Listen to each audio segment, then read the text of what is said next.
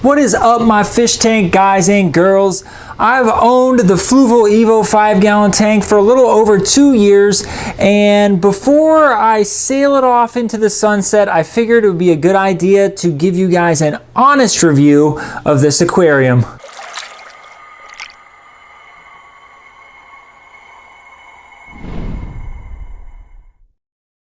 Okay, so for those of you who have been following the channel, it should come as no surprise that this hasn't been my favorite aquarium to maintain.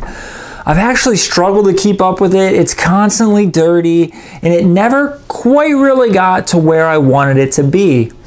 Now, I know that part of that is because of the amount of time that I dedicated to the tank. So in this review, I'm going to do my best to not be biased in that regard. I'm going to try to just look at the tank for what it is. I'm going to separate my personal feelings, out of it, the best I can. And I'm going to take you guys through the features and list off the pros and cons of each.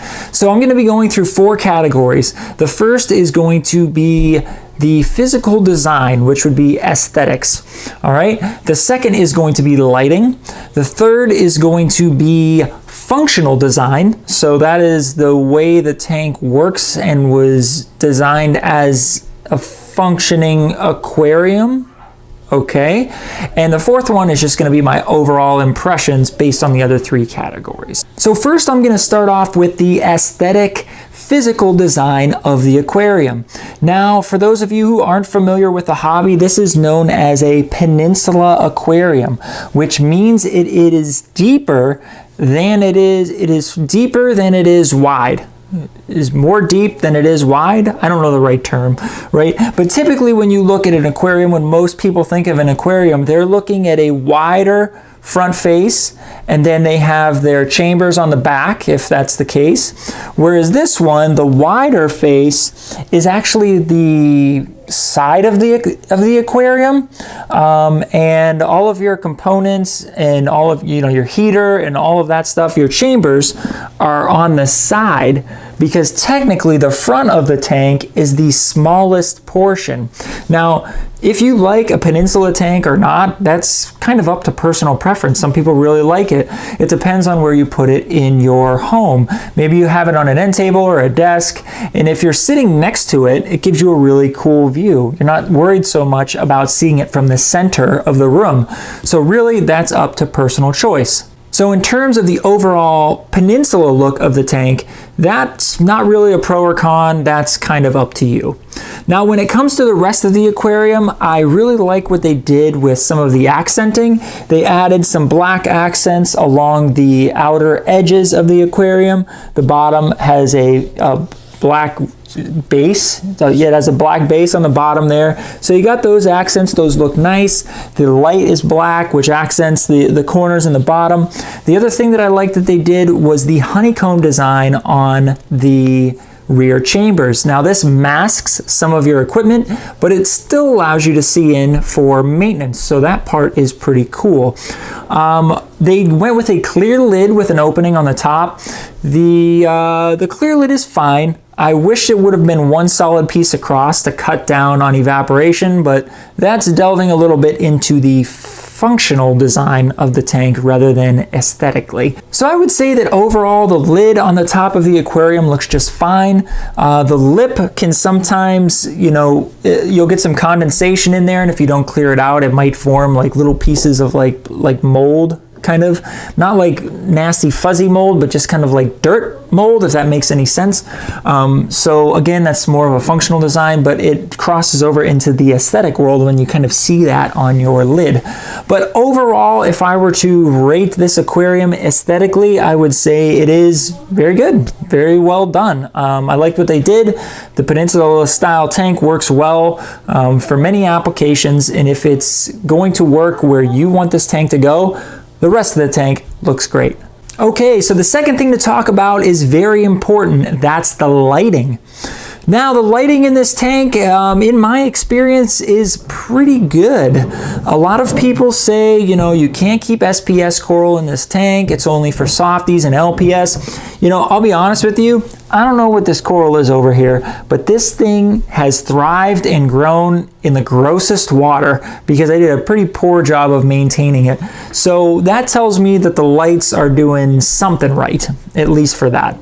To me, it looks like a form of a Montipora, but I'm not entirely sure, so I can't, be 100% on that.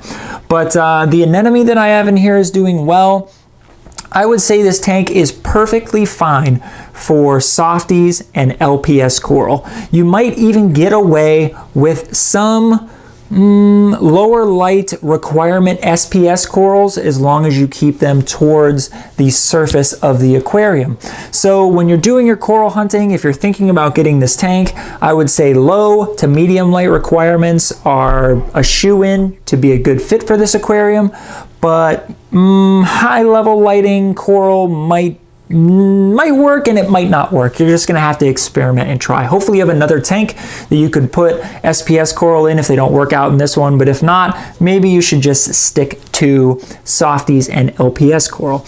Now, the only other thing that I will say negative about this light is kind of, again, functionality, but it's lighting. So the way it works is there is a touch sensitive button on top of the light that turns it from white to blue, your moonlight. I don't know if you can see that, probably not because of the light, but I'll zoom in on it so you guys can see. It goes from white to blue to off, and then white is on again. Now, there's really no good way to ramp this light up or down, even with a timer. Now, Fluval offers a digital light controller that allows you to ramp up and ramp down the light, which is really nice. But if you want to have the moonlight on, you can't turn it on for a certain amount of time. It's just on all the time, which is kind of a weird design decision. So I would say maybe the functionality of the lighting loses a point or two because of that aspect of it. But in terms of what you're trying to keep in this tank for how much you paid, I believe this tank was about $100. The light itself does a pretty good job. So now we're moving on to the most important category, which is the design functionality category, talking about how this aquarium works, how they designed it, what it does well, what it doesn't do well. Now, I think this is where I have the biggest problem with this tank.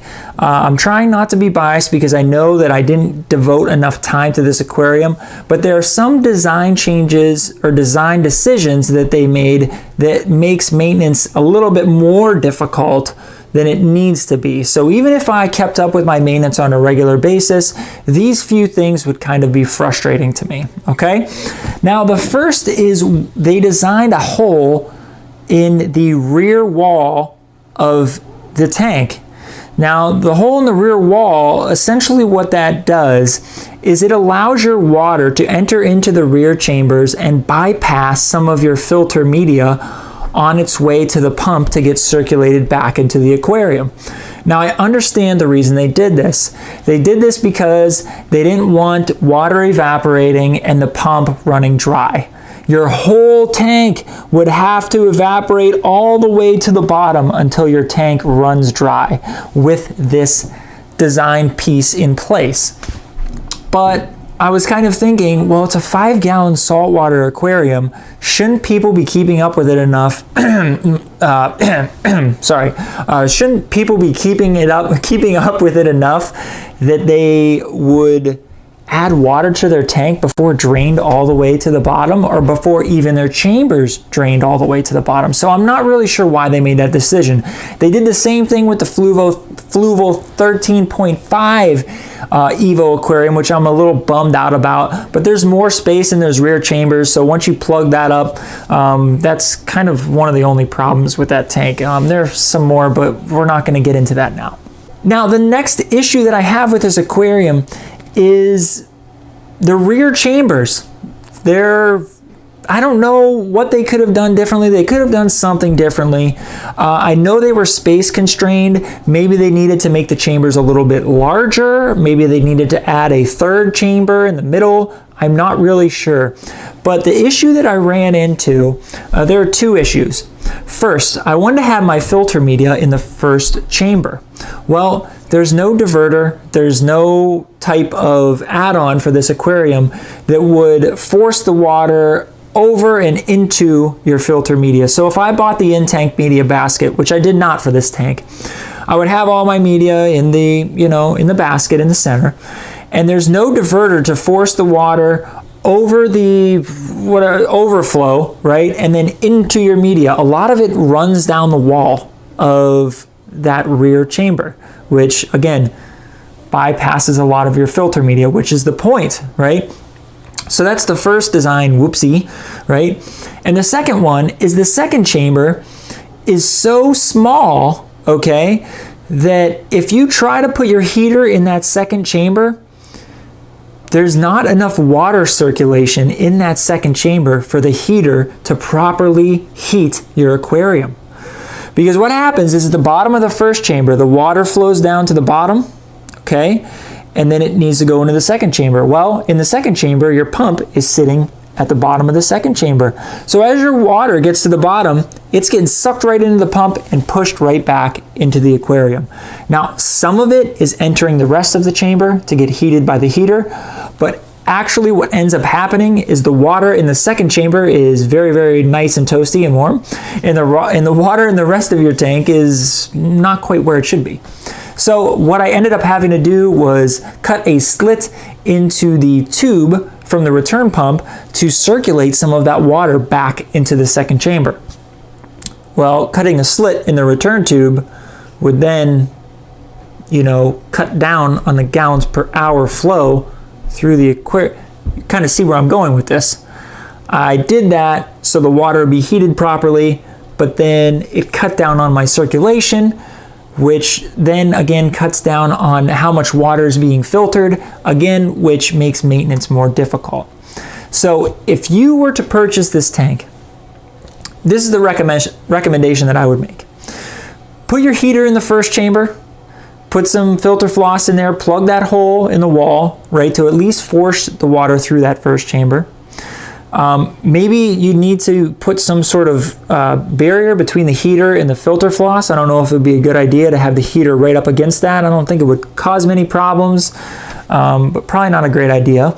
So I would either put your heater in the first chamber and leave your second chamber kind of empty, or I would put your heater in your display tank, which again, not great, right? That's why you went out and you bought an all-in-one aquarium. You wanted everything to be in those rear chambers. You didn't want them in your display tank, especially when you only have 5 gallons to work with here. You want all of that display area used for rocks and coral and fish and invertebrates and whatever else you may want to add to the tank. One other thing that was a little frustrating about the tank in terms of functionality, it's kind of an aesthetic, it's crossover, right? Is that, as you can see here, I have an extra little power head. Needed that to circulate more water in the tank to keep things moving, so I wouldn't get as much algae buildup, which I ended up getting a whole bunch of algae buildup anyway, but whatever. So I have a power head in the display tank. If you want to put your heater in the display tank, you can do that as well. But unfortunately, there's no notch or cutout in the lid to allow that power cord to go over the top of that wall of the rear chamber and then out the back of your tank. So your lid never quite sits flush against the tank. Again, kind of like an odd design decision. In the Fluval EVO 13.5 gallon, I believe they left a little gap in there so you could run a wire over the top of the chamber wall so your lid will still sit flush. Now with this tank, I was a little disappointed about that because I don't know, it's just an OCD thing, I guess. I don't know. And then last but not least, one other thing I didn't like about the design from a functional perspective is there's no real easy or nice way to move the light when performing maintenance. So what you're going to end up doing is you're going to end up sliding this off, right? You're going to set that down, and then you're going to pick this up and turn it and lay it across the tank when you're doing maintenance. It would have been really nice if there was some sort of hinge. I'm going to put this back on. it'd been really nice if there was some sort of hinge on this light so you could simply lift it straight up, and then you could do your aquarium maintenance. Similar to something like the BioCube. When you lift the lid of the BioCube, the light is here, right? But it's still like providing some light so you can perform maintenance. You know what I mean? Because I could just take the light all the way off and set it on the desk here, but then I wouldn't have much good light to perform my maintenance. You know what I mean? So that's kind of a bummer too. Okay, so overall, what would I say about the Fluval EVO 5-gallon tank to anybody who is considering buying one or anyone who has just bought one? I would say that aesthetically, this is a very nice aquarium. I really like the way it looks. I like the Peninsula style, but I also like some of the accents they put on the tank, and just the overall look of the tank is very nice. The lighting is pretty good. It's good for softies and LPS coral and some SPS coral, as long as you keep it high up in the tank. So the lighting is good. The aesthetic design is pretty good as well. Now, the functional design, on the other hand, there are some flaws in my opinion, and some things you just have to take into consideration when purchasing this tank. You're either going to need to put your heater in your display tank, or you're going to need to put it in your first chamber with some of your filter media. I would just say that if you want to buy this tank and it's one you want to have set up in your home, be prepared to plug that hole in the rear chamber wall, and then also make sure that you can perform some regular maintenance on a weekly basis, which is what you should do anyway. But it's very important with this tank because of some of those drawbacks. But if you're okay with putting your heater in your display, I would say the first chamber would serve just fine for filter media. I wish you could get the water diverted so it, you know, falls into the center of the filter media rather than some of it, you know, running down the wall of the chamber. But it works okay. So I guess my recommendation is to check out this tank cautiously. Just be aware of some of the drawbacks. It's an all-in-one tank, which is very appealing, but there are definitely going to be some modifications that you need to make so this tank can, you know, live up to its full potential. Once again, I'm the Fish Tank Guy. Thank you so much for checking out my channel and checking out this video. If you've had the Fluval EVO 5-gallon aquarium, let me know what your experience with it was like. I'm sure some people have found success. I'm sure some people have struggled with it as well. Let me know what you did differently from me. Go ahead and give me some constructive criticism, you know, be nice. It's just my opinion and all. But yeah, so if you haven't yet subscribed, please do so. Hit the bell notification. I do like one video a week, so you won't be getting spammed. And if you haven't followed me on Twitter and Instagram, I'm known as Real Fish Tank Guy over there on them social media accounts. So yeah, that's all I've got. I hope you guys enjoyed the video, and until a future Fish Tank Guy video, I will see you guys soon.